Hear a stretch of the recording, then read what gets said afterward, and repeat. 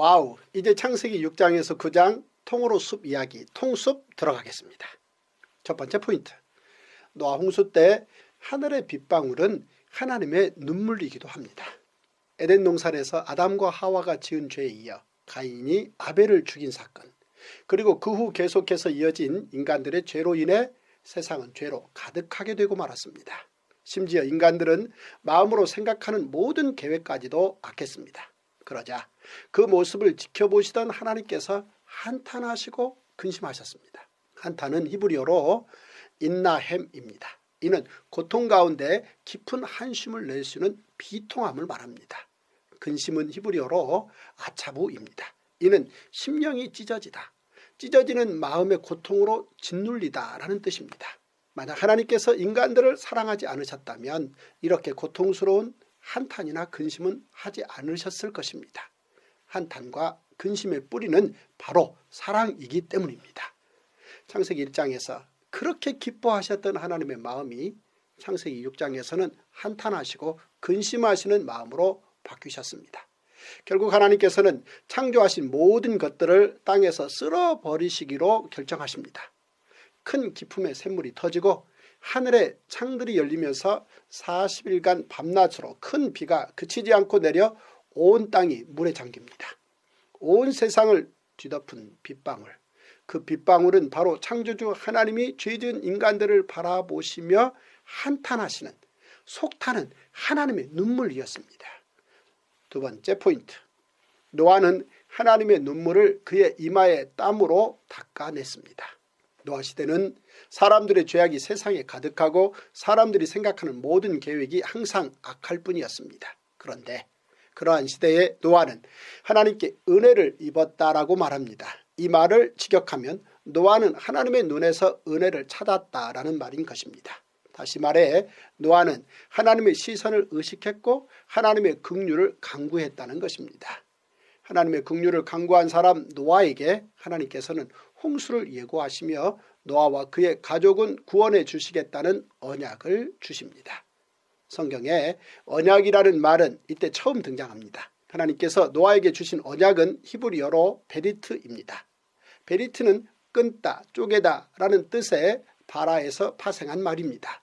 이는 짐승을 잡아 둘로 쪼갠 후 그 사이를 지나며 맹세했던 고대 언약 체결 관습으로 짐승의 죽음처럼 죽음을 담보하는 의미의 언약을 말하는 것입니다. 하나님의 언약을 받은 노아는 생각이나 말뿐이 아니라 온몸을 쓰는 행동, 즉 동사로 하나님께 순종한 사람이었습니다. 노아는 그의 세 아들과 함께 방주를 지었습니다. 무거운 고페르 나무를 어깨에 메고 사람들의 조롱과 비웃음을 이기며 땀을 흘렸습니다.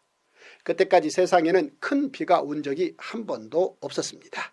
그런데 노아는 하나님의 말씀을 믿고 그 말씀을 준행하기 위해 엄청난 수고의 땀을 흘립니다. 하나님의 가슴에 흐르는 눈물을 노아는 그의 땀으로 흘려낸 것입니다. 노아의 동사는 크게 네 가지였습니다. 첫째, 하나님께서 주신 설계도대로 방주 짓기. 둘째, 각기 종류대로 동물들을 모으고 방주에 모두 태우기. 셋째, 방주 안에서 사람과 짐승들의 먹을거리를 모으고 저장하기. 넷째, 홍수 기간 동안 방주 안에서 동물들을 돌보다가 홍수가 끝나자 동물들을 모두 방주에서 나오게 하기. 노아의 순종처럼 성경은 언제나 하나님의 말씀에 순종한 한 사람으로 새 시대가 열리게 되는 것을 보여줍니다. 한 사람의 순종, 그것은 바로 새로운 출발의 중요한 포인트입니다. 세 번째 포인트, 인간이 무엇으로 하나님을 기쁘시게 할 수 있겠습니까? 피조물인 인간이 하나님을 기쁘시게 할 수 있는 길은 바로 하나님께 올려드리는 진정한 제사입니다. 구약의 제사를 알아야 신약의 로마서 12장 1절의 말씀, 그러므로 형제들아 내가 하나님의 모든 자비하심으로 너희를 권하노니 너희 몸을 하나님이 기뻐하시는 거룩한 산 제물로 드리라. 이는 너희가 드릴 영적 예배니라. 이 말씀을 이해할 수 있습니다. 즉 하나님 나라의 영적 예배를 드릴 수 있습니다. 40일 동안의 홍수가 끝나고 방주 밖으로 나온 노아가 하나님 앞에 행한 또 하나의 동사는 바로 하나님께 올려드리는 진정한 제사 번제였습니다. 노아의 번제는 희생제물을 제단 위에 불살라 그 연기를 하나님께 올려드리는 화제였습니다. 노아는 사실 천신만고 끝에 방주에서 소중하게 돌본 생명체 가운데 정결한 것들을 골라 하나님께 아낌없이 번제로 드렸던 것입니다. 창세기 3장에서는 하나님께서 죄지은 아담을 위해 죄 없는 짐승을 잡아 가죽옷을 지어 입혀주신 이야기가 기록되어 있다면, 창세기 8장에서는 이렇게 홍수 가운데 하나님의 은혜로 목숨을 건진 노아가 짐승을 잡아 하나님께 번제를 드리는 이야기가 기록되어 있습니다. 노아의 번제는 이후 아브라함의 번제를 거쳐 모세 때의 5가지 제사, 즉 번제, 소제, 화목제, 속죄제, 속건제로 이어지게 됩니다. 그리고 제사장 나라의 5대 제사는 예수님의 십자가 사건 이후 하나님 나라의 진정한 예배로 이어집니다. 네 번째 포인트, 무지개를 통한 하나님의 새로운 언약 이야기입니다. 노아의 번제를 받으신 하나님께서는 노아에게 다시는 홍수로 땅을 멸하시지 않겠다는 약속의 증표로 무지개를 보여주십니다. 이 무지개 언약은 하나님께서 주시는 은혜 언약입니다. 통으로 성경을 보면 성경에는 크게 4번의 언약이 나옵니다. 첫 번째 언약은 오늘 하나님께서 노아에게 주신 은혜 언약입니다. 이 은혜 언약은 하나님의 전적인 은혜로 이루어진 무조건적인 언약입니다.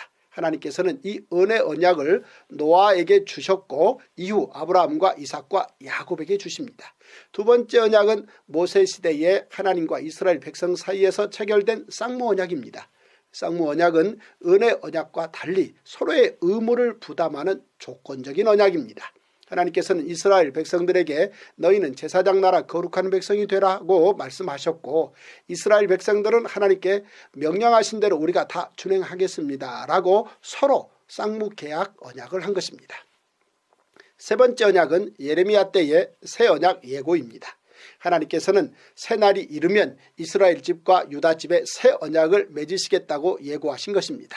네 번째 언약은 예수님께서 1500년 된 유월절을 첫 번째 성찬식으로 바꾸시면서 피로 세우신 예수님의 새 언약입니다.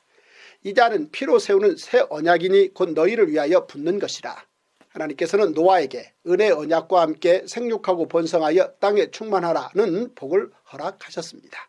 이는 하나님께서 또다시 땅에 식물을 나게 하시고 그 식물들을 인간에게 주시는 수고를 아끼지 않으시겠다는 약속인 것입니다. 다섯 번째 포인트, 뒷걸음쳐 들어간 노아의 두 아들 이야기입니다. 노아의 세 아들에게 사실 아버지 노아는 태산과 같은 존재였습니다. 홍수로 세상 모든 사람들이 다 죽을 때 노아는 하나님의 은혜를 입어 자신과 가족들 모두를 살려낸 실로 위대한 가장이었기 때문입니다. 홍수 후 노아의 가족들은 포도 농사를 짓기 시작했습니다. 어느 날 포도주를 많이 마시고 취한 노아가 벌거벗고 자는 모습을 둘째 아들 함에게 보이고 맙니다. 그런데 함은 옷가지나 이불로 덮어드리기보다는 자기 두 형제에게 아버지의 수치를 말합니다. 그러자 놀란 셈과 야벳은 아버지의 수치를 가려주기 위해 옷을 가져다가 자기들의 어깨에 메고 뒷걸음쳐 들어가 아버지의 부끄러움을 덮어줍니다. 우리 예수님께서도 우리의 허다한 죄와 허물을 그리고 부끄러움을 보혈의 피로 덮어주셨습니다. 예수 그리스도의 십자가는 우리의 죄를 덮으시는 하나님의 사랑입니다. 오늘 우리는 창세기 6장에서 9장까지 읽었습니다. 하나님의 눈물을 땀으로 흘린 순종의 사람 노아, 그리고 뒷걸음쳐 들어가 아버지의 부끄러움을 덮어준 노아의 두 아들처럼, 그리고 우리 예수님처럼 하나님의 마음과 눈길이 머무는 곳에 우리의 시선이 머물기를 바랍니다. 또한 다른 사람의 허물을 뒷걸음쳐 들어가 덮어주는 멋진 그리스도인이 되기를 꿈꿉니다. 꿈도 지혜도 노래도 용기도 하나됨도 온유도 겸손도 다 성경에서 시작됩니다. 오늘도 성경으로 꿈꾸시고 승리하시는 멋진 하루 되십시오. 와우!